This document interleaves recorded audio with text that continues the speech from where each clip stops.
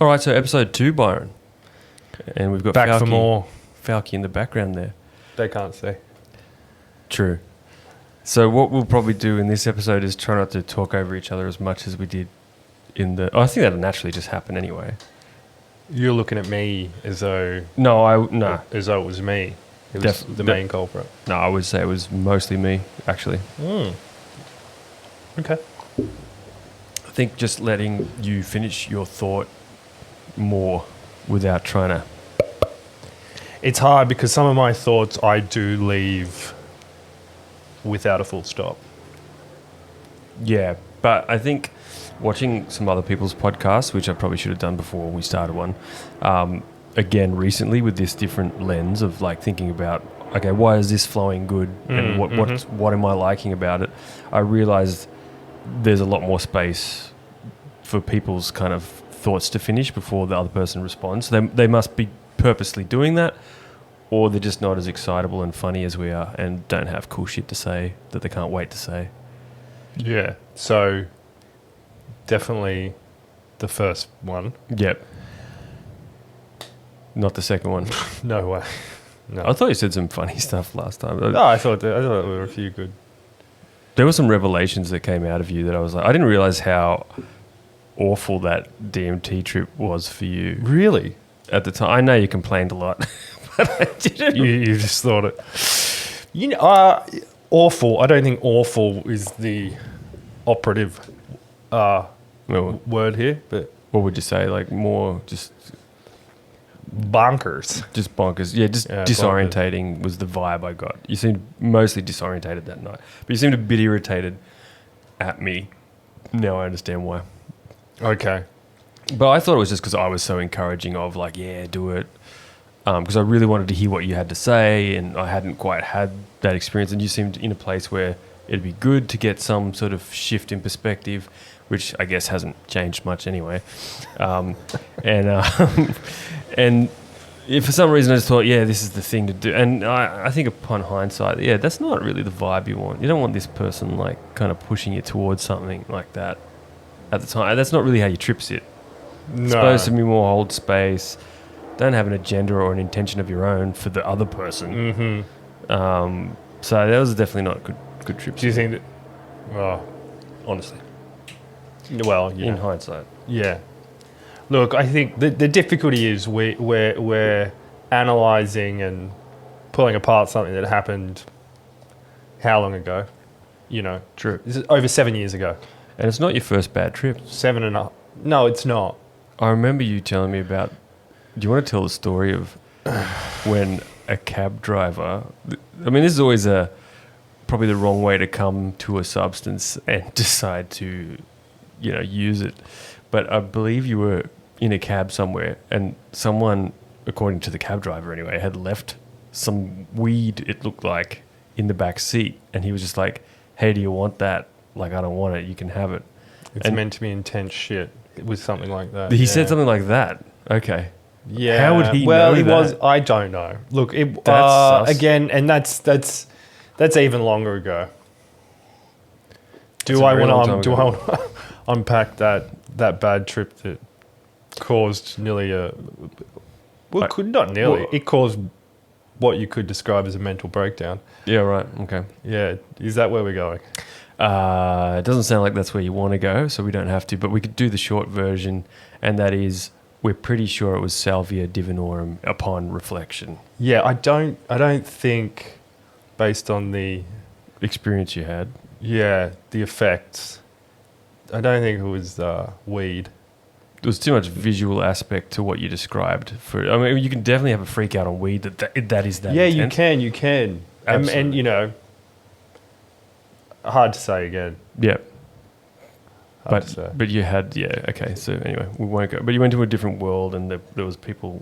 Weren't they laughing? Was that your girlfriend at the time? Because she did it too. And hers was the laughing. A room full of people. Laughing. She decided to smoke it after I had smoked it. Right. A month or so beforehand, and had this just world-shattering experience, which I then continued to try and cope with for the next 3 to 6 months. Okay. she thought it was a good idea to then smoke it, and she's like, yeah, that was intense. And described this sort of... Described a highly hallucinogenic sort of experience of, seeing things that weren't there, seeing beings that weren't there. I mean, that could Which that's not a typical weed experience. Nah. Hallucinations. I mean, you might get slight modulation of the objective reality of, paranoia of things with it, states that you wouldn't typically be paranoid in, or that there aren't really signals that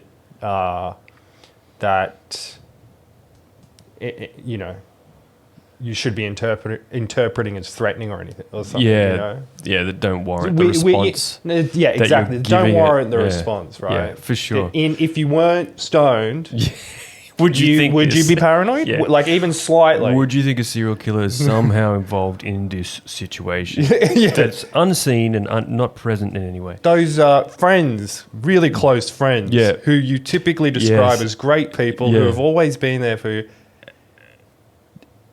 who in this state you think suddenly they're plotting to do something. They could be plotting bad things. And it's like... Not sure exactly what bad things. Is that the weed? Or maybe am I picking up on the true reality that of was things? always there? That was always there. And that's the temptation. And in our waking state, we're just not sensitive enough to it. I want to call that the temptation of psychosis. That these things can provide us, and sometimes I wonder if you're getting strengthened.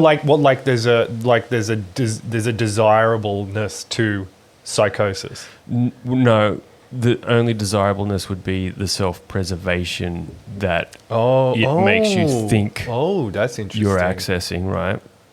So pure fear, but I think in small doses maybe it strengthens you, right? You have a difficult trip, you face some things.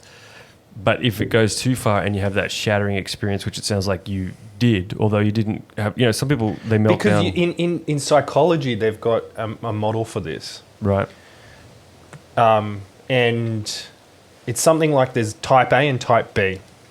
Type A fears, and maybe it's not fears. I'd have to check exactly what it is. But it's something around our perception of potentially dangerous situations. External. Coming from some external stimuli and our processing of it. Right. And so type A is you hear a rustling in the bushes, and so what is your typical way of operating? Is it, I hear a rustling in the bushes, that's definitely a lion, grab everything around me and run like hell, like act on that like it is 100% real, like it's a true threat? Or is it type B, which is like, well, in the probability of things, like every time I hear a rustling in the bushes, is it going to be a lion? Am I going to expend all this? It's 9 out of 10. All this, 1 out of 10.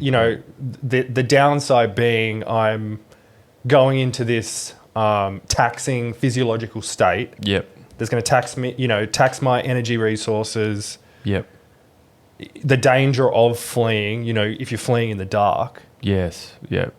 And so what's the better way to operate in the world? Where is it like in every situation where I'm in where it's a potential threat? Do I flee or do I...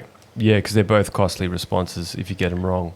Right. So if you're operating like that all the time... Definitely. You're suspicious. You don't form social bonds. You're anxious all the time. It's not a nice way to exist. You're, physiologically taxing your system. Oh, you definitely die earlier too. That's like the ultimate stress. Like when I went through even just some legal issues, I couldn't tell you how much I realized what stress can be, like what level it can reach. And it's essentially like that. It's basically like just feeling like there's a lion in the bushes like constantly. But it's just taking its time to decide on when to attack you. So I suppose these states bring us to those places without any genuine reason for it to be there, except what's within our own mind and our own perceived sort of psyche at the time. Right? Yeah. So what's the better default? Is the better default to be entirely suspicious all the time of everything, or is the better default to be no? Probably 95% or 90. Let's say 90%. 90% of people have good intentions. Yep. And they're really, operating in the world similar to how I am, in that, they're just trying to get by, do well for themselves with, support the people they love, maybe do something, good for the world. Yep. Without in the process causing too much damage. I have a little saying for this actually that I use, right? And it probably applied more to business and I suppose other sort of aspects of life, but it's expect the best, but be prepared for the worst. So really, it's like the conflict that people are having when they're in those paranoid states is kind of that, right? But if you can just expect the best and just be prepared for the worst, but you need more information, more concrete information before you collapse on that reality. And that is what takes strength. And that's what I think when you do these things, maybe not too often, or don't take the dose too far, or don't, get too freaked out, it almost strengthens that muscle, because later you go like, oh, I was paranoid, but everything was fine. I'm going to try and remember that for next time. Yeah. Theoretically. Yeah. But then if you have like one of those experiences you had with the fake weed, which, you're not prepared for in any way, it can push a bit too far and you get that shattering effect that obviously can be worse. I mean, you seem to bounce back from that. I wasn't close with you at the time. Okay, so we might as well, I mean, since we're talking on the subject, we might as well talk about exactly what that was. Because this relates to the thing we want to bring up later as well. Potentially. Definitely. So the experience was, I'm at home by myself. We've got this weed, what I'm thinking of as weed in the cupboard. At this point in my life, I'm, not a massive stoner, but I'm smoking weed, probably once a week, doing MDMA, here and there. It's quite a resume. Clubbing and things, my early 20s. Yep. Put that in your hobbyist section, huh? Yeah. And so I'm at home. I'm about to, my mates are about to come around, pick me up, and we're going to another friend's for a barbecue or something. And I'm sitting on the couch and I'm playing the Xbox. I'm playing Battlefield 2 at the time. I'm like, I might fucking roll myself up a doob. Yeah, so that's always, I find, a precursor to things sometimes too, right? So you're playing a war game? You're playing a war game, and you're shooting people? Pretty realistic. In a simulated, at the time, yeah. Yeah. Battlefield 2, great game. I don't know that one. I know Halo. Obviously. Pretty, up there with some of the best first-person shooters. Not the best, but more army realistic vibes than like a futuristic alien world sort of thing. Yeah. It's like World War II or something, is it? Or no. Contemporary warfare. Modern, modern conflicts. Modern sort of conflicts. I don't think it was any actual specific conflict. How progressive. That's great. Anyway, so roll myself up a joint, yep. And I'm smoking it. Yep. I probably get halfway through the joint. I'm like, what? Something's up here. Something feels a bit different. And what was? And I think to my recollection, and remember, this is like 2010 maybe. Wow. 15 years ago. Like Arrowwood trip report sort of days, right? Yeah. Did you write one? Total Arrowwood. You should have typed No, one I think I went on Arrowwood though. But I guess, yeah, because you couldn't say what you had. Well, okay. And so the experience was I start to get very anxious. And sense of doom. My thinking feels very erratic and like no consistent train of thought. Wow. But there's this visual effect where it's like the frame rate has dropped on my eyes. And so I'm seeing like this flickering of like, my eyes are now running at sub 12 frames per second. So like... Okay, so reality's slowing down almost perceptually. It's just I'm seeing the little gaps between the frames. Wow. So And you're speeding up theoretically in this scenario. something like And that. you're Oh, I'm seeing- moving around and it's disjoint. Like I'm not.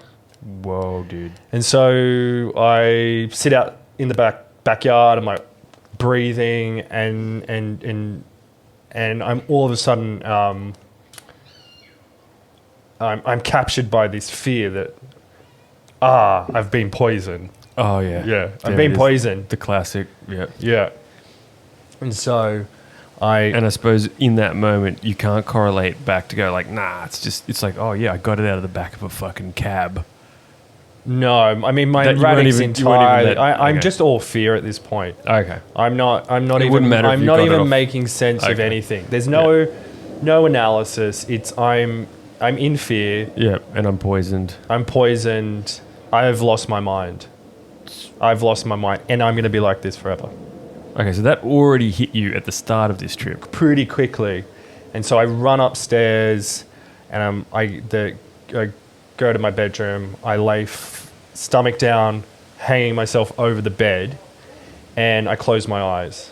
And Okay. I'm trying to like relax, and once I close my eyes, I'm in complete darkness and blackness, floating, and I start to see the formation of these cartoon-esque figures. And I remember there's this figure that comes right into my forevision of a orange square type, so side profile of a face, and the mouth is like cut with a crooked smile, and it has this pin drop eye that's just staring at me. And I open my eyes, I'm like, fuck this. I'm just like horrified. I feel like, you know, staring into the abyss. And are I these get up. pixelated looking, cartoonish. They're cartoonish, But yeah. not They're pixelated. crude cartoons, like Jeez. not pixel art, more like, you know, the crude scribblings of, not like somewhat child-esque, but, you know, Wow. Scratchy. scratchy, yeah. I then go and sit in the bathroom, and I'm like, oh fuck, like I've lost my mind. I've done it this time. I've done it this time, yeah. Okay.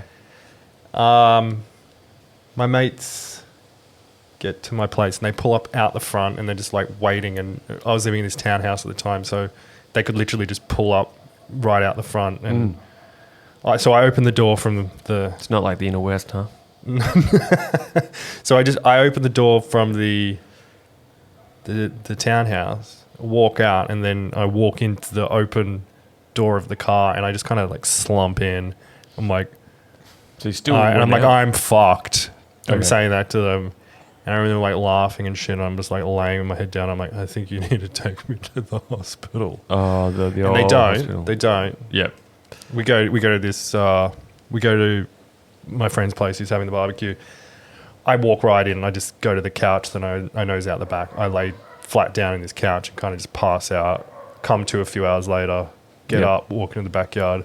Projectile vomit everywhere. Wow. And I'm like, okay, I'm okay. But that was fucked. Yep. And you hadn't drunk anything, like alcohol-wise? For the vomit? No. And then I wonder if that is a salvia thing. I'm not aware of the vomiting. Maybe, actually. Does Hamilton Morris vomit after he munches those leaves? I think he does I think he actually. does, I think yeah. he does. So that might be a Or thing. there was something, or was that scalopamine he took? Oh, that's a different episode. I don't think he takes that. That's Yeah, a- that would be a stupid thing to take. No. I think he just reports on it. Yeah. And so, but the fallout of that is days later where I'm retelling what happened to some people, and I'm just, in that moment, I feel like I noticed this perceptual shift. When you're retelling it Yeah. This perceptual shift, as though within you. within me, like the room, it was kind of like changing the lenses again. So it was like moving from the human field of view, our eyes, our field of view is similar, most comparable to a 40 millimeter lens on a full frame camera, they say. Right. So that's our sort of, our normal view is something similar to that, if we want to make a comparison. Yep. And so it was kind of like taking the 40 millimeter lens off and putting a 28 millimeter like wide lens on, where or like something like a semi fisheye lens on. Interesting. Where the perceived, I should say, space between objects and your perception of perspective shifted. That was the feeling. And it was just completely disembodying, and then there was like this. I mean, it almost sounds like you are disembodying a bit, like you're sort of, you're just like hovering. Yeah, you're back coming out of behind yourself it. or something. Yeah, something like that. A few more feet. Something like that. So, yeah, and that's the thing about like modern society for me. It's like, this is stuff they probably used to understand, or the shaman of the tribe would fully understand and be like, oh, okay, you're starting to astral travel mildly or something, and we need to just do something to get you grounded back in your body, and whether it's a bit of smoke or a rattle or whatever it is. Yeah. But we just got no data around that, because that's just been obviously demonized and hocus pocus. Mind body connection. Yeah. You're just in this machine until you. So I mean, look, that's not a new concept, and anyone that did stumble on this podcast has probably done it because we put something about psychedelics in one of the hashtags or something. I don't know. So for them, it won't be like completely out there, but I mean, I know. No, and a bit, okay. So then the ongoing fallout from that is, I feel like I'm looking through. I feel like I'm looking through lenses. Mm-hmm. So I feel disconnected from and separated from my body, and like almost like there's like a static to my visual field. Mm-hmm. I wasn't seeing any static, but there was a feeling like that. Yep. And then the ongoing sort of emotional state was just anxiety. Yep. And feeling like I had fundamentally kind of like fucked something up.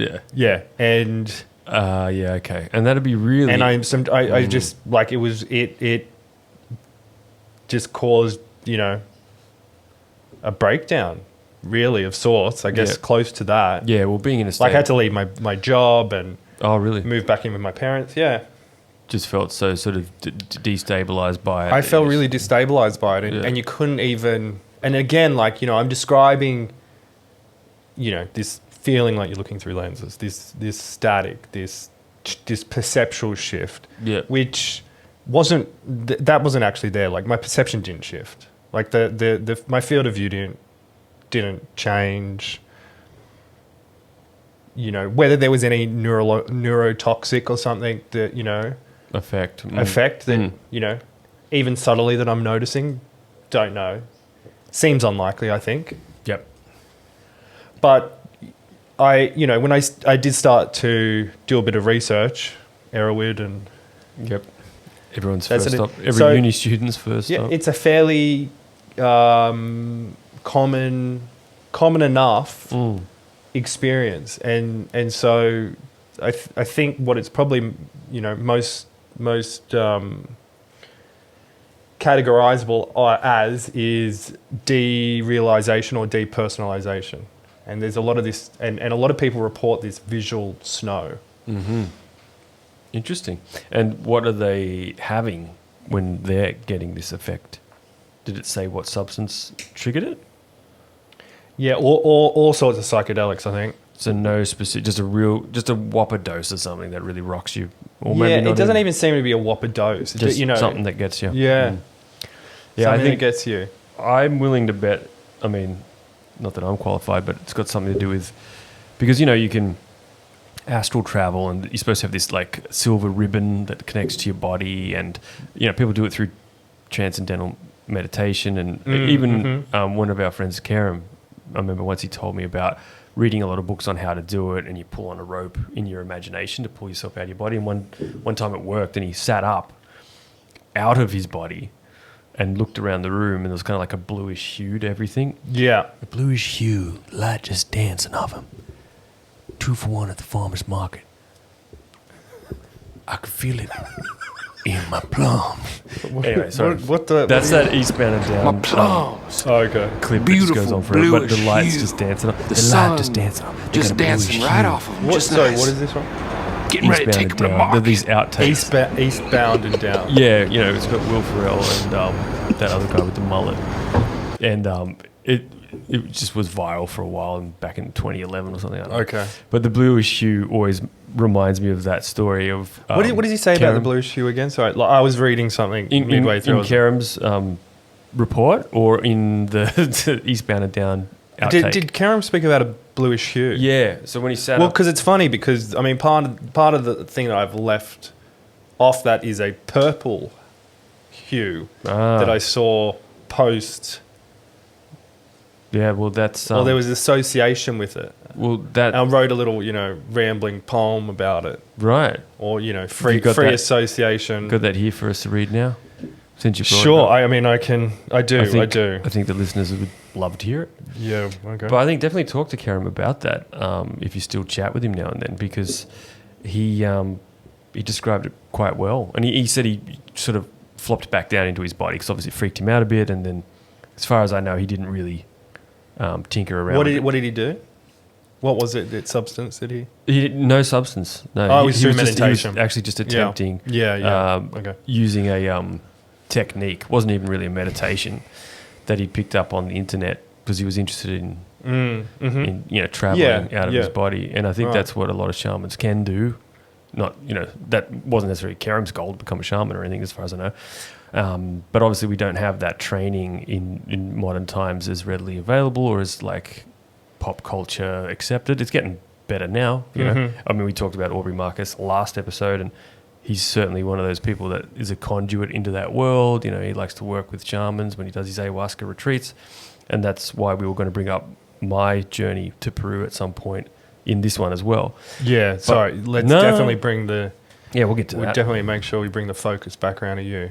I mean, you'd want to, wouldn't you? Yeah, I mean, over here in Purple Land doesn't sound too fucking happy-go-lucky, does it? Getting very serious at the start of this one. yeah. And that completely shattered Complete my reality. antithesis And as I of- speak to you now, I still don't really know if you're there or not. But I'm okay. I'm fine. I'm getting on. Getting by. Coping.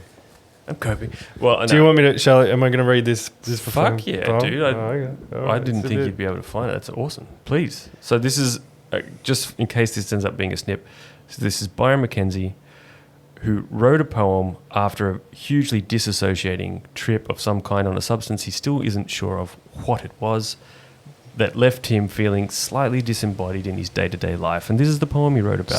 Slightly disembodying. And it just caused Precipitating a full mental breakdown. a lot of anxiety around that feeling. I mean, Yeah, if you yeah, were yeah. more comfortable with it, because it's just like, oh, that's just the thing.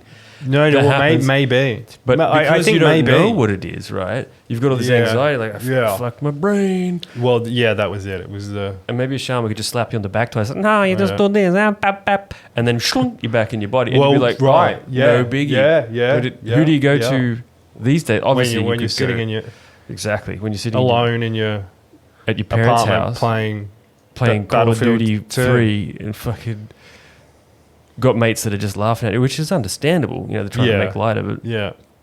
But you've got no answers for it. And you're an intelligent guy. Like, you'd be like, this is something, Yeah. and I'm all alone with this. Mm. That's hard.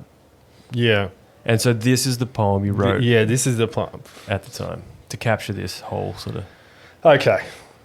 Laying flat, closed, darkened, a profile appearing in the fore, an orange square with a crooked nose, a smile cut with a knife, crude, cartoonish, menacing. Its stationary pin-drop pupil follows my gaze. Rising, open, framed and encased, looking out, an imperceptible shift, obscured but by what was not clear, stumbling, tripping, clutching at the merest semblance of coherence.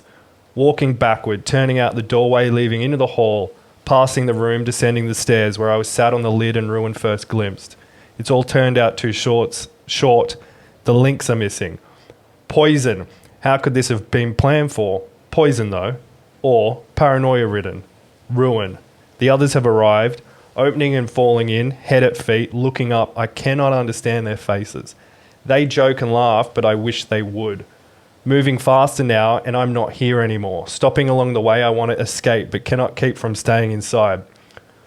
Burst through. I've been here before. Straight to the back, mumble and garble, greetings. In the corner, again, laying flat, pushing my face into the gap. Coming to, emptying, clear. Turning to the night, sky bright with diffused lavender light. Still across the surface, a sheen remains. Yeah, okay. That's that lavender sheen. Yeah, I talked to him about that. I think that's a disembodiment. That sounds pretty similar to what he... I think that's something to do with just coming out of your body and not fully integrating smoothly back in. I mean, you're obviously back in there now. Yeah. Or again, this is my theory, which I've got very little expertise to back up. But no, I tend to agree. I would tend to agree it's something like that. And the illusion of self. Yeah, the ego death aspect. Ego, you know, label it what you will, but all within that similar ballpark. Yep. And so a similar, you know, there is a structured meditation you can do that provide that, you know, gives this effect called by Douglas Harding called the headless meditation. Got it. And so it's a meditation that is on the sense of centeredness and that linked to self. Yep. Of you being a center. Wow. And okay. so and that summary being that self is an illusion, and fundamental to that illusion of being a one thing self is that you are situated within your head and you are up here. You're not in your foot. You're not in your hand. But not in your foot, not in your hand. You're not in your foot. M&M's. But you're in your head. You're in your head. You're Yep. behind your eyes. Yep. Because that's where we And think you're kind of looking the down. brain is, and that's where you're perceiving. Right. out Well, of. that's where your main perceptual apparatus reference is, point. right? Right. Eyes, nose, mouth, ears. Yep. However, we do have input from other places in our body. The heart, the gut. Yeah. Everything. Yeah. But the feeling is that we're situated there behind our eyes within our head. Got it. But through this meditation and various other forms of meditation, that you can recognize that just as a perception. The locatedness is just a perception. Yep. And you can sort of relinquish that locatedness, and you can feel a more diffuse sense of location. Yep. And more awareness Or of the body. even then stepping back further, you see consciousness as everything, even your sense of your body is just something that exists within consciousness. Yep. And does Which that, isn't located. Yeah. It's, you know, it's your modeling of the whole world. Like your model of the world and wind and smells and that exist outside of yourself, but they're all also just appearances in consciousness. Yep. As is that sense of locatedness, but Yep. we separate them. One is me and one is not me. It's very much a Buddhist thing too. I remember one. Yeah. I can't remember if it's just like a Buddhist story or passage in a book, but I remember like the author sees a flag moving in the wind, and his Buddhist teacher says, "The flag's not moving, consciousness is moving." and it's like a little thought meditation of yeah. like kind of, you said wind before. It's like that's all consciousness moving. Well, yeah. I mean, we can't know objective reality. We can't directly plug into the flag pole in the world and perceive it as it is. You know, we exist in a box, and we form a model of the flag pole and what it means to us. And it's funny through perceptions and predictions. That's why I tried to give you that book, The Diamond Cutter. It's talking about all of that. It's like it's basically talking about something that a lot of us know now with kind of quantum physics giving and some of those books like The Secret blowing up, and then the backlash against it because it's not as like push this thing, get this straight back out. There's a lot of layers to these things coming back around, but it's because it is talking about how you overlay on top of the reality, the potentiality. Yeah. And it's training you how to do that in a way where you get a better result out of it. It's a bit more of a practical book. But I think the thing with, the problem with the Secret is it does I was talking about The Diamond Cutter. Oh, yeah. Secret was trying to just make it a bit too accessible to just, your average soccer mum to find a car park or whatever. But there's obviously going to be backlash because these things are easy to poke fun at, because in your day-to-day reality, you could just as easily show how it's not working as you could how it is working, and that's almost the point of quantum mechanics to a degree, right? It's going to collapse on the reality that you feel is most likely, but also there's momentum that's what the Diamond Cutter helps me understand, at least anyway. There's a lot of momentum to your reality already. So even if tomorrow you get enlightened as fuck, you take a hit of whatever the fuck cab driver, number 7, the extra frosty weed from fucking wherever you got that shit from, and it's dusted with DMT and fucking salvia divinorum and fentanyl back when it was just fentanyl 1, not fentanyl 2 or whatever they got fucking now. I don't even know. I don't even know what fentanyl is. I know people die from it. It's like a heroin alternative. I don't know. Don't want to know. It's an opiate. Is it? Right. But point being, once you get a handle on things, I mean, even if you just think about it practically, even if you just like were a heroin addict and you want to clean up your life, the day you decide to do it isn't going to be the day you're reaping any benefits of that yet. There's a practicality to the way reality works that still has to be contended with. And that's what makes it so alarming to try to pick the right blueprint, right? That's why you were hesitant about, I feel the same. Oh, you won't. But I'll keep saying you keep going. Yeah, we just but I know why you're hesitant. You can still hear me while you get that, right? Yeah. Oh, fuck. You were hesitant because you don't want to invest in a blueprint. And I went to, there was the illusion of some sort of was definitely not solid anymore. Soundness. Well, any structural. Speaking of illusion, any structure that it had is well fucking gone now. Thanks, Byron. Right, I'm sure I'll. Yeah, that's your response to everything you break. But anyway, like you don't want to go all the way down a rabbit hole and be like, oh, this is nothing. It doesn't work, and that's why people get the shits with things like that, right? Because it's like maybe they thought it was working. They got a few glimmers of hope. They were making some correlations that later could be just like, oh yeah. Glimpses with the get shits with what, like of frameworks like. Well, if a framework comes along, right, and then you want to invest a lot of time into trying to abide by it. Yeah. Right? Which, to be honest, shouldn't be that big a deal. But you know what humans are like. We're just children that haven't always grown up as much as it looks like. Then what might happen is you'd be like, I've been using this book for 3 weeks, trying real hard, it doesn't work. And you almost rebel against it and go, fuck it, I'm just going to, be a jerk to people because it feels good at the time. And or whatever Where it did you is. say beer jerk?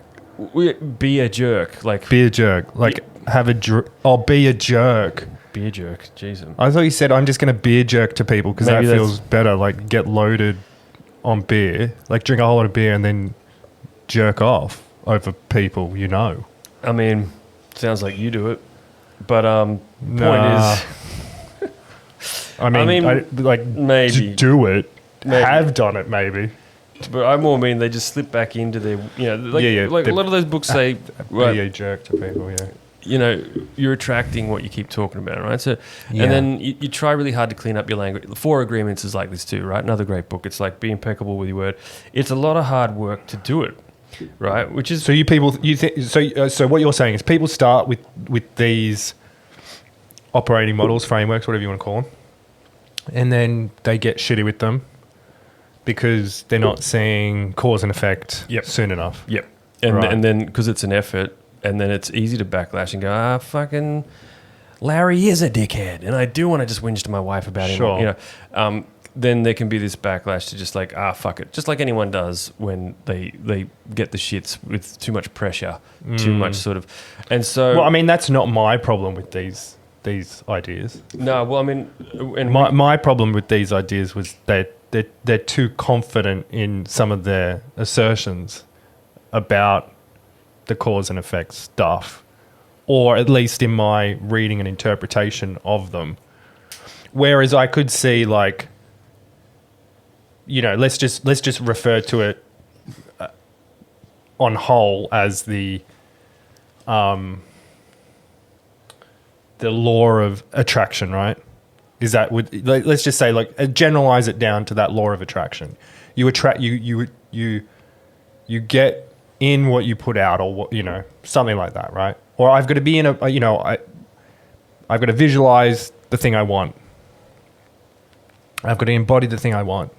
feel like I already have it, blah blah. Feel like I already Get have into it. that feeling, and then attract that. Yeah, and then into when I do that,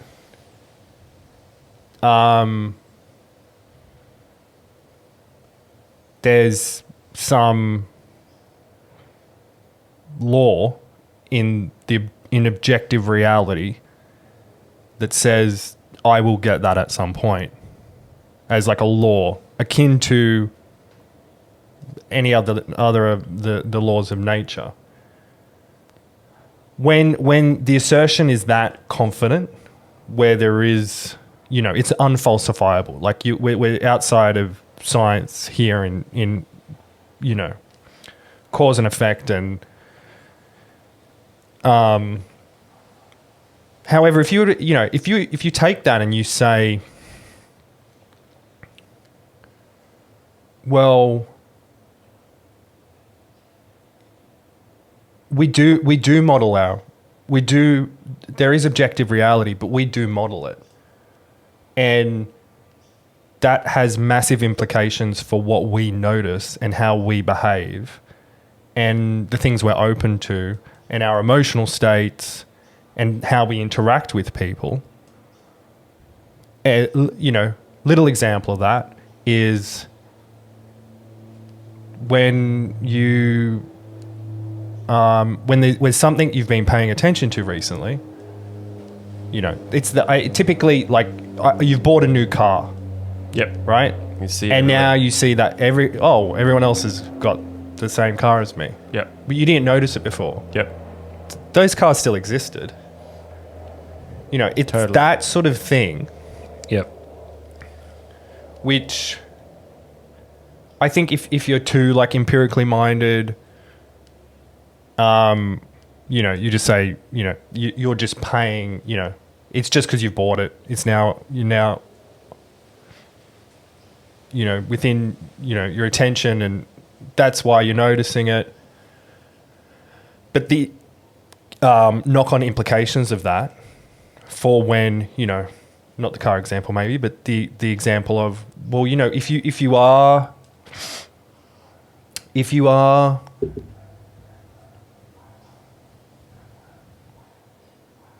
not, you know, if you are imagining the state you want to be in, if you're trying to embody that, you know, let's say you've been in a depressive funk, right?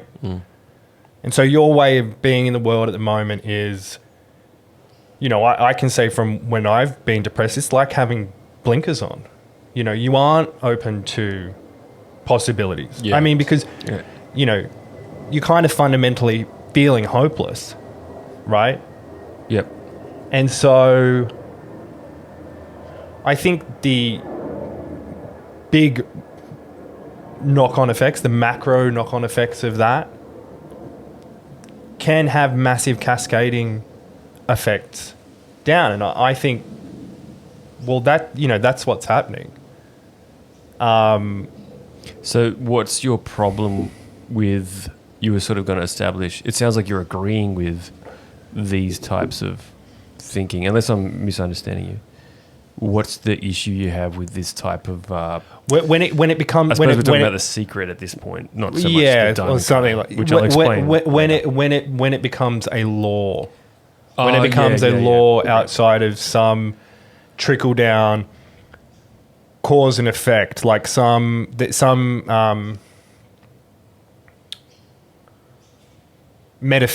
the metaphysical aspect laid over the top. Takes precedence over the top. Yeah, look, I think I want to comment on this and see if you agree with what I'm going to say, because I think it comes up a lot, and it's even in things like this guy we were just listening to around the laser when you're on DMT, revealing some sort of hidden code and stuff, right? Yeah. And I always say this to friends that get really into rabbit holes where they're maybe smoking a lot of DMT or doing a lot of acid, and they're coming to these realizations that they think are really solid, because I've seen a lot of those realizations not be so solid, like later when you reflect into them. Yeah. It's like it throws all the cards up in the air, and they aren't necessarily accurate cards. It's just saying, what about all this?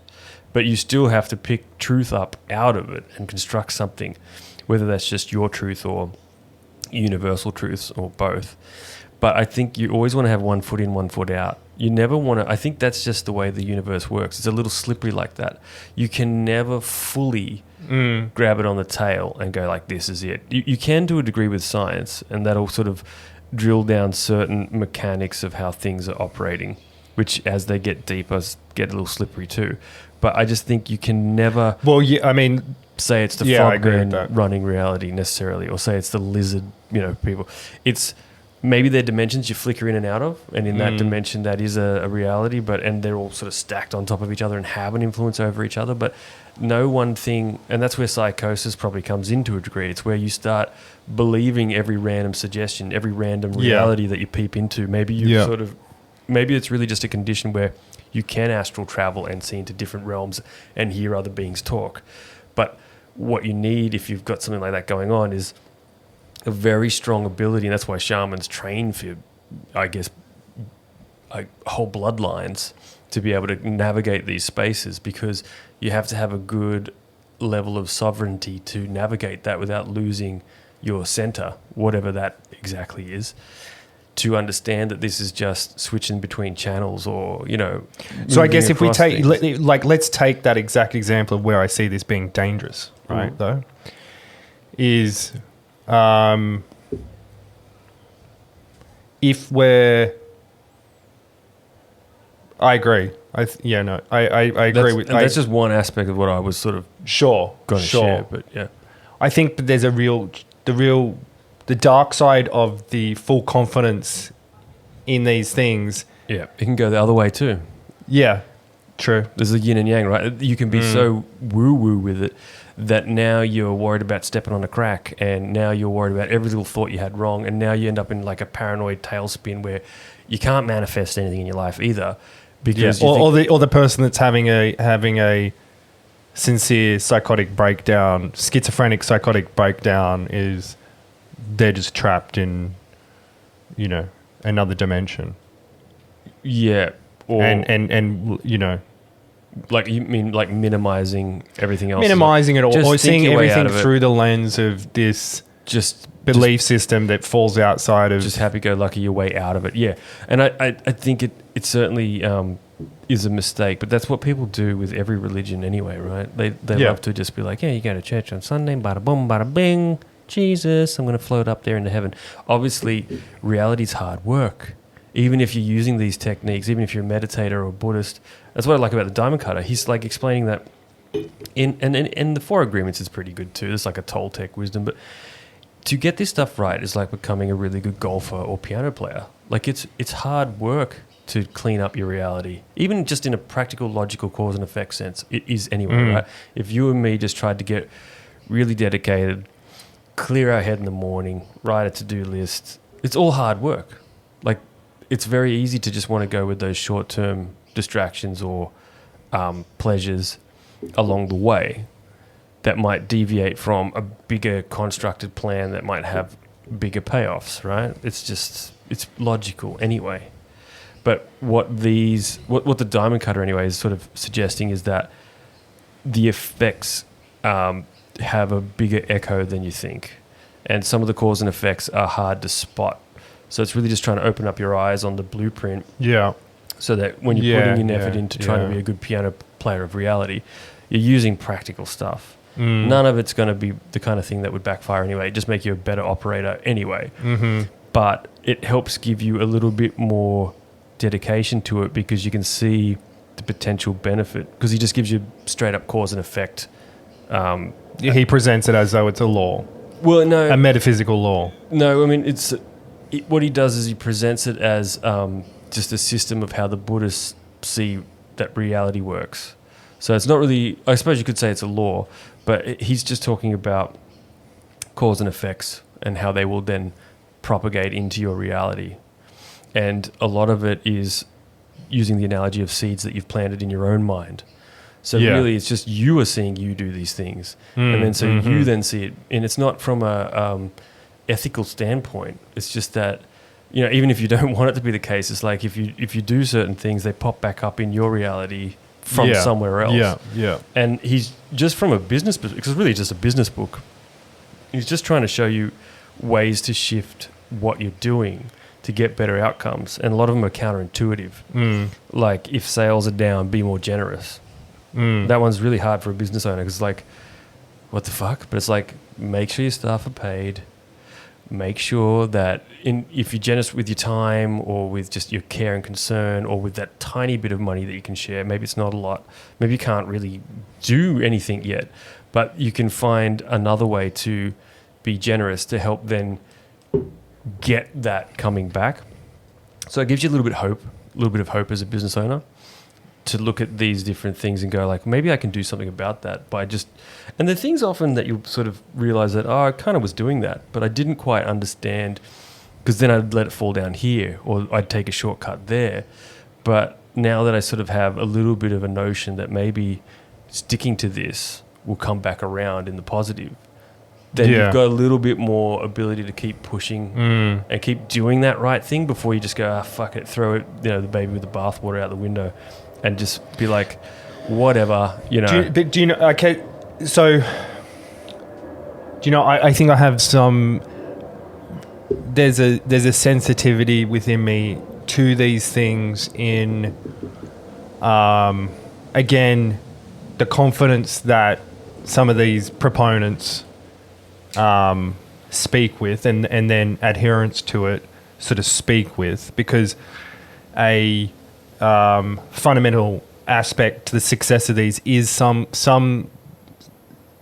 of it, you do need to believe it for it to work, right?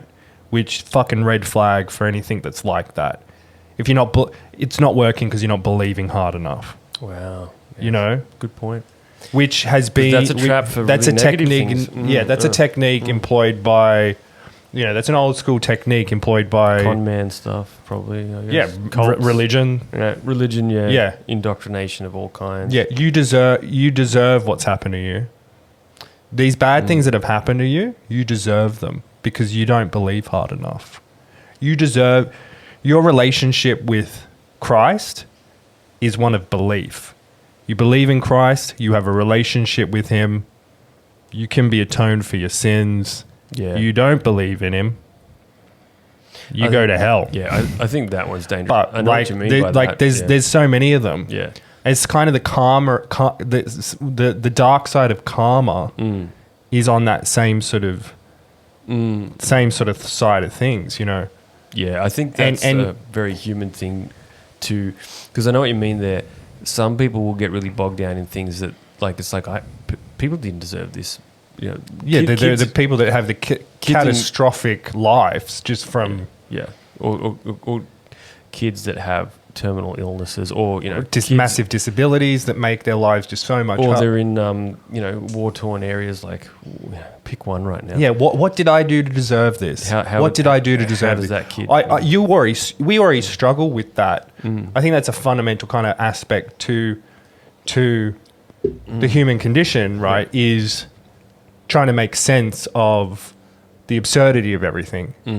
And even if you've got a fairly decent life, you will have moments where you're trying to make sense of something, some terrible thing that's happened to you. Everybody's going to have someone they love die, right? Yep. Or something not go the way they wanted. Yep. And there is that. What did I do to deserve this? Yep. I think I'd personally take comfort in the fact that I'm doing my best to move the chess pieces the right way. And again, coming off... And, you'd almost have to read the book to... Like, I'm pretty comfortable with that one. But I know what you're saying about... It's the dogmatic application of the idea. Anytime there's dogma involved, I'm pretty much out as well. And that's what I like about a lot of the Buddhist stuff. It doesn't really require... I'm always drawn to it. I don't think it's the be-all, end-all. It's just a good system. Because it doesn't seem to require anything of you. It's just trying to explain the universe. And they have their own way of doing that. And you can get to the point where you just want to be a monk and hang out with them and not focus on anything else but the meditation side of things and the divorcing of worldly possessions. But it's not required to be a participating, Buddhist at all. And you don't even have to call yourself Buddhist. They're not really, it doesn't seem to be built into that religion much. You don't really need to put on the robe. They're principles for trying to understand reality. And funnily enough, what they discovered generally results in you being a better person. But I do think it's a dangerous one where people talk about Christianity and Christ, the Redeemer side of things, where you can sort of see in their brain they're more taking it as, so I can fuck everything up, but just say like, I'm with you, Big J, and I'll still get into heaven. Like, it's almost like they're grasping to the wrong fragment of it. It's like, sort of, man, but I don't know about that. Like, I think you would still want to be propagating as much good vibes, good deeds, and like good intentioned moves in your life as possible to provide a better reality for you and the people around you. And then maybe in the afterlife, the same thing just applies. Maybe it's just the same thing anyway. Like, but this whole, like, I can just fuck everything else up, limp across the finish line and pray to the right God and get into heaven. I think that's an alluring, dogmatic, thought that some people are grabbing. I mean, people grab onto all kinds of things when it comes to this stuff. It's a big question mark. I'm more personally looking for good blueprints for how to clean up my ability to make things happen. And that should filter down into very logical stuff, even if it's got an esoteric, cosmic sort of background to it. Does it need to have the esoteric, cosmic? Doesn't, but I'm just saying, like, aspect, do you think? Even if it does, it should result in pretty tangible improvements. So one example from the book is it says some wild stuff that you're not going to really love probably, which is fine. Like, I don't think you have to. But it says, like, if you're having trouble with people getting on board with your ideas or like listening to you, particularly if you are now telling the truth or you have got a great idea that could help things, I mean, in your perception, I guess, then what's likely happening in this book's view is that you're performing too much idle talk in your day-to-day life, where you're talking shit. Like, you're either complaining, gossiping, or just waffling about stuff that isn't particularly relevant to the person you're talking to and is just taking away valuable time from them. And it also affects your timing in business, apparently, when you do too much of this, meaning you'll sell Bitcoin at a low and buy it at a high. You'll just always get your timing slightly off. You'll go into a market after, like, I don't know, on it's already done it and made the best nootropic and sort of caught that wave, and you come in, on it 3, and like, or I don't know, I keep putting just like numbers in front of words now, like, but what I'm trying to say is you're just out of step with the sweet spot. And they say that it's because you're talking too much rubbish in your day-to-day world. And so I was like, So it's not very much like The Secret. I mean, it is a little bit in a way, like it's sort of saying there's a cause and effect here, but it's sort of like, so if I stop whinging like a fuckwit and bogging Byron down in conversations he doesn't really want to be a part of, but I seem to need to get this energy off my chest, if I clean that up, things might get better with people listening to me when I speak anyway, because I'll be only talking about more relevant and important things, and my timing might be getting better with business.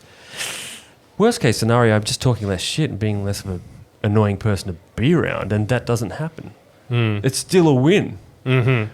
But now he's giving me a little bit of incentive on a business. It's giving me much more motivation to try it than just the intrinsic logical cause and effect benefit of like, I'm wasting less people's time. I might have a bit more time for something more constructive. So it just was a motivator that he's got this wild correlation. And I'm like, well, fuck, I'll give it a shot. But what's the worst that can happen? I'm less toxic to be around. Well, at least it's a win-win.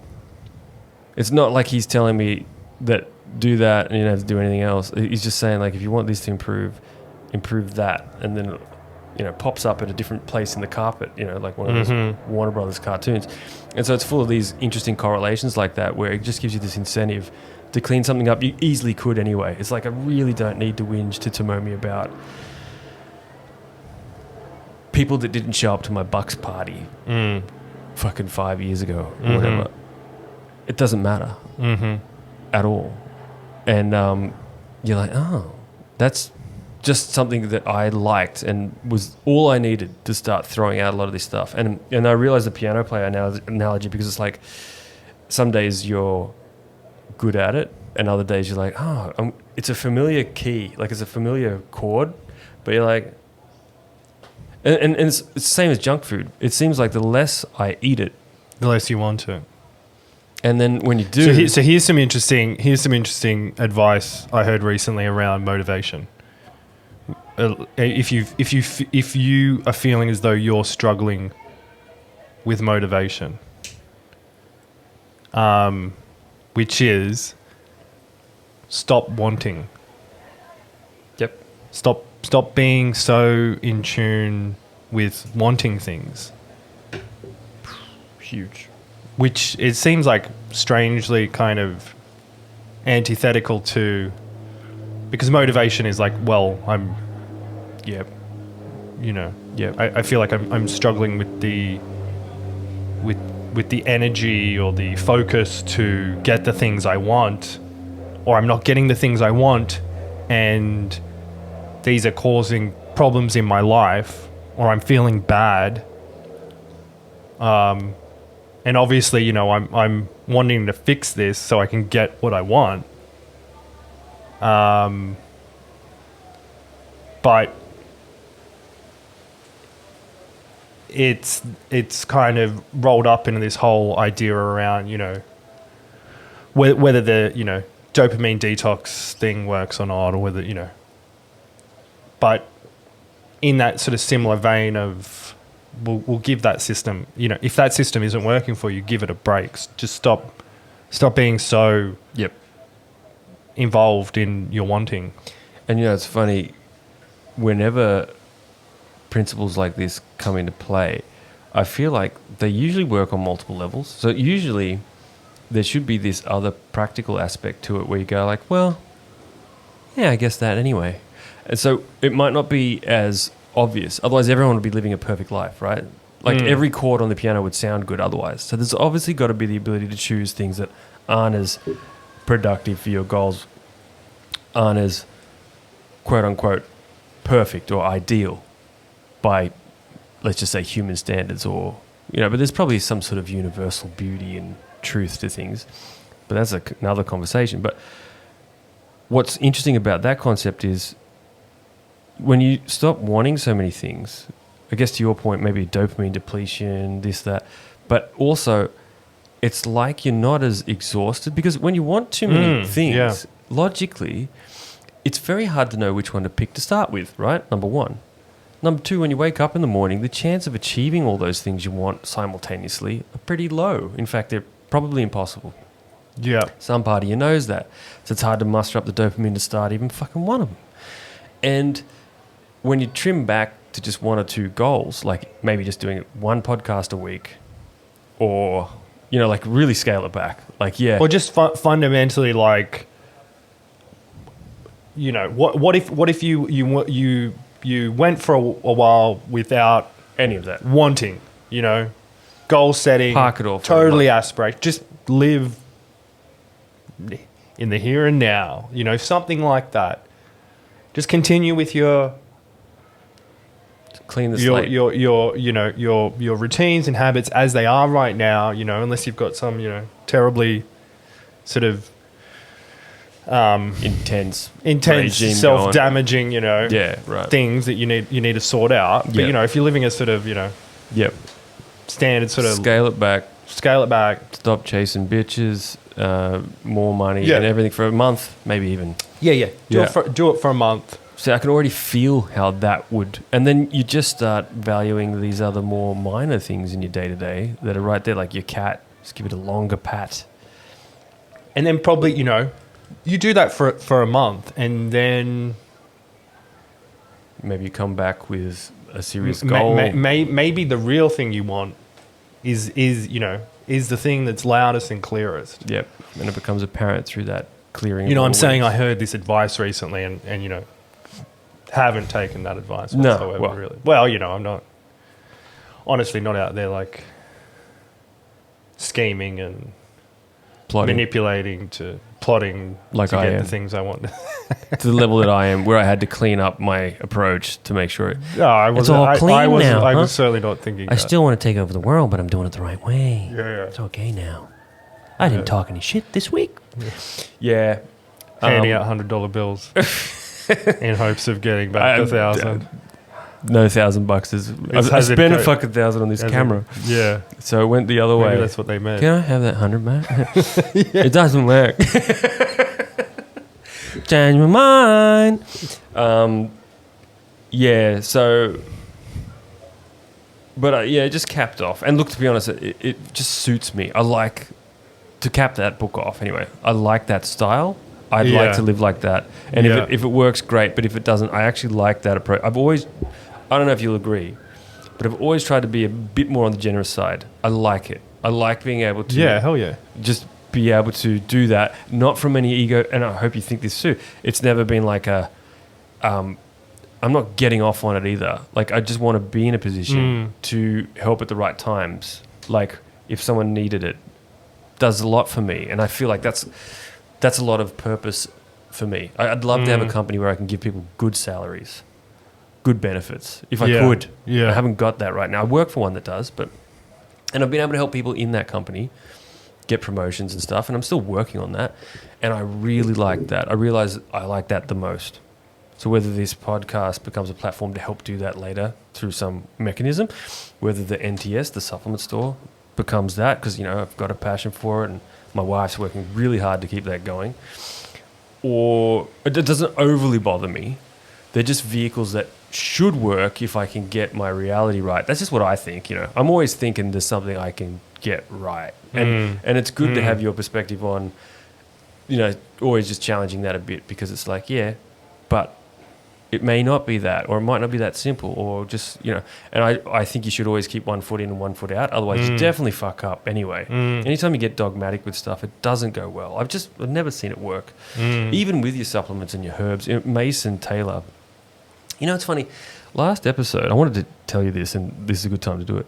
Last episode, I was saying that Aubrey Marcus was an idol that I met. And I realized that I have... Is there something behind me? No, I was just burping. Oh, yeah. Oh, one of those pro tips you learnt from last episode. I have someone that is way higher up in my hierarchy of like who I look up to and really rate and is an inspiration to me than him. I mean, he's great, whatever. Mason Taylor. The Super Feast, yeah. Fucking, of course. And Mason is so generous, like, with his time, and he's very busy, but I've called him and spoke to him like more than once. So much so that I don't like to push the friendship because he would like take a call, you know what I mean? But it's like, I only want to call him if I've got a reason to. I respect his time. I respect what he's doing. And the way he's constructed his company and what his herbs are about, like they were always about health. His vision, you want to know what his vision is? Well, I'll close out on this because we don't have to talk about this subject the whole time. He doesn't see Super Feast as, you got till 3:30? Yeah, I can do till 3:30. 3:30. Doesn't see Super Feast as him. He sees it as an organism that he created that he's trying to just be a bit of a shepherd for, if anything. Not his words. It's bigger than him. And the goal of Super Feast is to create elders in our community. Okay. To create cognizant Okay. elders Yeah, wow. that can guide humanity better, because that's what's missing. You know, the way we treat our elderly and the way that they just fall apart.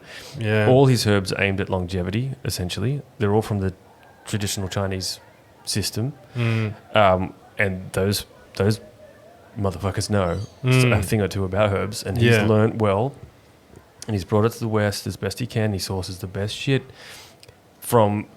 The sourcing goes beyond just like good quality, semi-wild crafted. It's also like the right locations on the planet that have the right energies and stuff. So if you want to get woo-woo, he can take you there. If you want to get practical, his extracts are high quality, like just practically. So he's got both worlds, and he's trying to create elders. His mum had an aneurysm when he was younger, not young, but young. And he was already into the herbs, and he was already doing Super Feast at the time. And that really solidified it for him. And when my stepdad had a similar event, I guess, you know, his recovery from an operation didn't go well, I was the same as Mason. I was trying to find every supplement to feed him, to sort of put into his body that medical science just isn't factoring in. Like things like glutathione, which when you have a brain injury, you should be definitely putting in their little feed bag that you give them. You put like a tube. You know, when someone's in a coma, I didn't know what they do, but it's pretty simple. You're laying there, you can't go to the toilet, and you can't eat. And you're out for weeks sometimes, unconscious. So you got a thing up your nose, down into your esophagus, feeding you a trickle of like a protein shake type thing.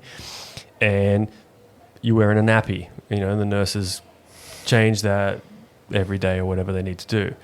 And you lay there while your brain tries to heal itself from this inflammation that's happened. And what you want is glutathione. It's a master antioxidant that clears out the free radicals and all the oxidization. And it's not in that bag. Like all my research pointed to, like, we need a lot of antioxidants because he's going to run out of glutathione from the liver, and clearing out all this inflammation and all the, you know, the trauma, the blood cells and stuff that are in there that need to be kind of cleaned out. You want glutathione. So I was putting that in him. You know, I was... How are you putting it in? CDP, choline, never you mind. In the... Were you putting... What's CDP choline? I was adding it. Were you... Up his butthole? No, you motherfucker. In his colon. Fucks. We don't have to cut this out. Definitely didn't put anything up my stepdad's butthole while he was unconscious, recovering from his brain surgery. I'm sorry. You gave me that look. I was like, that's not what that look means. No. And so and as soon as he was conscious, he was drinking that. That wouldn't necessarily be a terrible way to do it, though, would it? I don't know. I don't think it'd go anywhere. It probably wouldn't work. Yeah, I don't know. Things are heading out. I mean, it might a little bit, but you're going to get... It's in his body for longer. Anus blood. Yeah, I don't know too much about Shelby. Yeah, I don't know. Neither do I. And that's got nothing to do with Mason Taylor. But or your stepdad. Or him. But... So you should definitely cut this piece out. But I had that much conviction. I was like, I need to get this in him. Because I thought... That's great. All my research made sense, and it's but, not in what he's doing. Yeah. And I mean, like, it's like... It's a supplement. It's going in his... Like, it's still going into his stomach. It just... I'm taking it every day. Would be, yeah. And there's no more important time to need it. But I just, you know, and look at... We had a great result in the end, and I'm not saying it's because of that, but I wanted to do everything I could to help him. And I sort of understood what made Mason who he is through that process. But he got his mum on lion's mane, neural nectar. I believe. I don't know. In fact, I don't know. but I know that he's got a lot of brain health herbs, and this whole lion's mane movement, he was ahead of the curve on that. He was already doing those herbs before Joe Rogan had Paul Stamets on talking about it. And it became, before even the Aubrey Marcus, it would have been before Aubrey Marcus had kicked off Alpha Brain, which doesn't have any lion's mane in it. It might now, but it didn't at the time. So I'm just saying that's my real hero. And he's actually agreed to come on a podcast with me. I just want to get it to a level. This podcast? Yeah, I just wanted to get it to a level where it's ready, because we're still shaping it. And I'm creating 2 channels. One's the NTS, the sub store, but I want to make the other one kind of parallel to it, where we can talk more like this about more esoteric shit. Sure. And they won't always be supplement related. So basically, I think this will be the more wacky one. But some people might prefer that. They don't always want to. I've sort of heard that not everyone wants to come on a podcast that's associated with a brand or a store. Although we might be able to get away with it being such a small business and not really being it's not really a commercial thing if you came on the NTS podcast, So I don't know yet. I'm just trying to feel it out, but we just need to just keep sharing and seeing what people are resonating or want to need to hear other people talk about, so they can feel a bit more connected. Yeah. And I'm sure there's people out there that have had disassociating experiences. Yeah, I think definitely. That would get something out of your story, man. Like, that would get some comfort knowing. And so did that eventually go away? The bluish hue, light dancing off them like... Yeah, I think the way I worked through that was... actually, I went to see a GP, right? I couldn't find a doctor I could get an appointment at, and there's one in the shopping centre. The shopping centre? Penrith Plaza. Wow. As it was at the time. Yeah, or man. Westfields. There's a doctor in there, right? Penrith Plaza. That takes me back. Yeah, Jesus Christ. Fuck. No, so I went to see this GP, right? Yep. And up on the right, that I could... near the station side? No, down the old end of the... Old end. And so I'm telling him what happened. And he prescribes me I can't even remember what it was at the time, all this different stuff. Wow. Some of which was these old school antidepressants, not even SSRIs, ones where you would take them and if you start taking them, you certainly need to continue to take them and wean off them.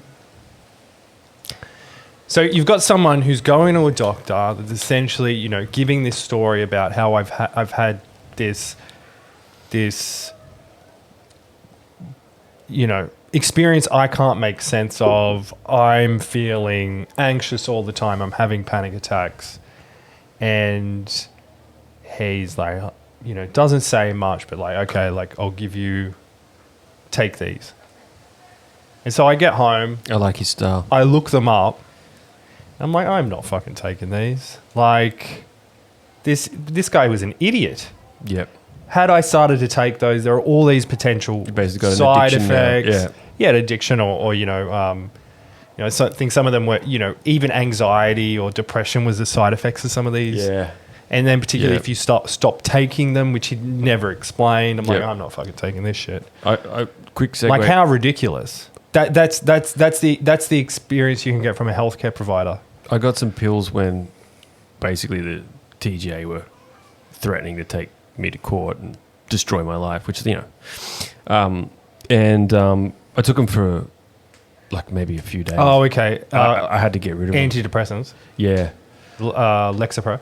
Yeah. Just awful. Couldn't do it. But I don't begrudge the doctor. I asked for them. Yeah. Because they helped Mum during a time where she sort of needed I've seen Lexapro help a lot of people. Yeah. But maybe it was the wrong kind of anxiety that I had at the time, but it just was Well, funnily enough, you mentioned that one. I then found another doctor that was, maybe a little bit more personable and could have a back and forth conversation with, was prescribed Lexapro. Okay. Very low dosage.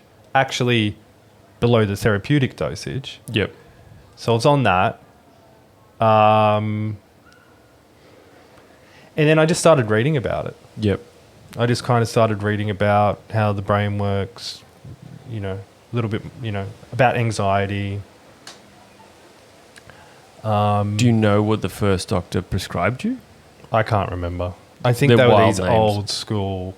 They were the old school Crack. antidepressants. Cocaine pills. Yeah, yeah, Pervitin. yeah. Fucking hell.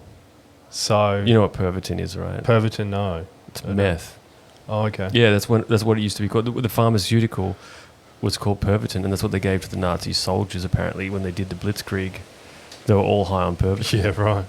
That was around World War II and post-World War II was the explosion of those pharmaceuticals that a lot of them turned into street drugs eventually because they sort of became like, okay. But, those fuckers created most of this shit. Same with steroids. There was World War II. For soldiers in the trenches. Can't Like say that for sure. Some malnutrition, prevent But atrophy from malnutrition.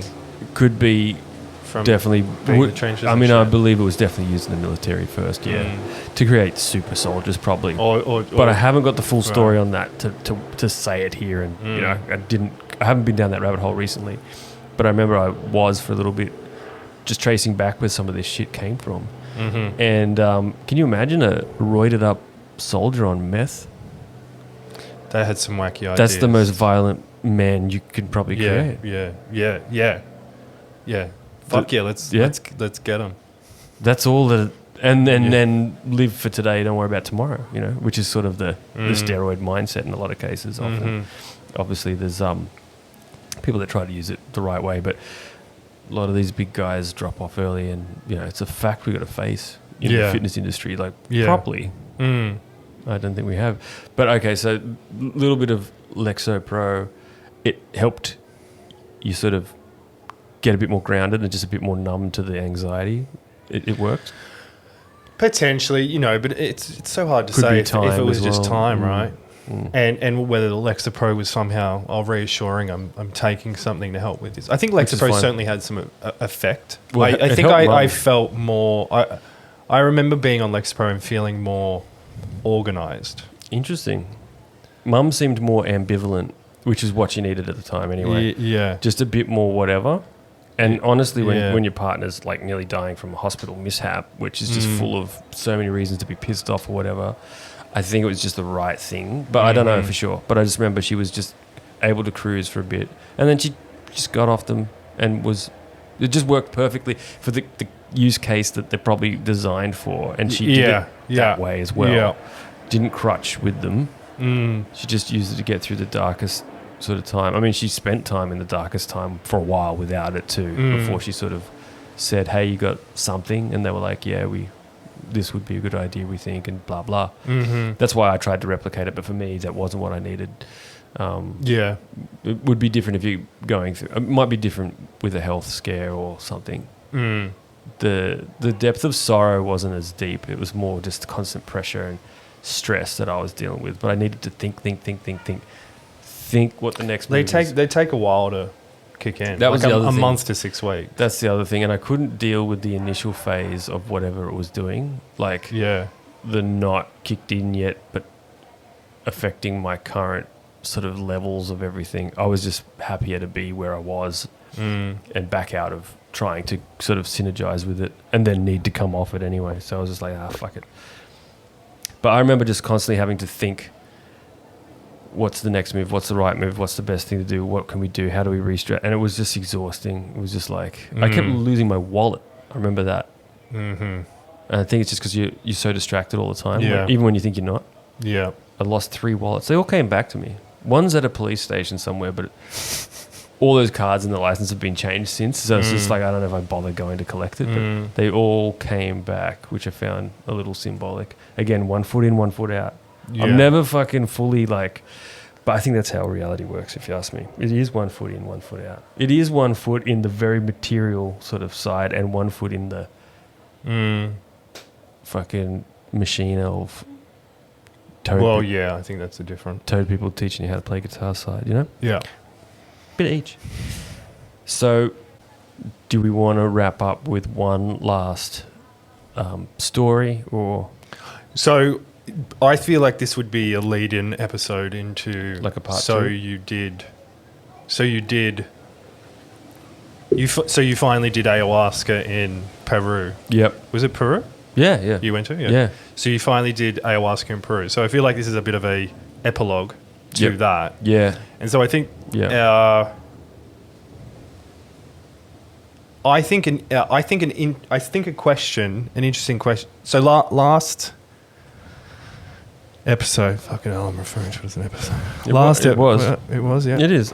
I spent hours fucking did, editing that's it. true. So how dare Yeah, you? sorry. Yeah. That You was- just show up, have a couple of beers, and off you go. I brought the beers. Time to go take You some brought- photos. yes, but you brought it. You did. Time to go. And I got some shitty raps for it. But Okay, so something you mentioned in the last episode was that you have a sort of comfort, or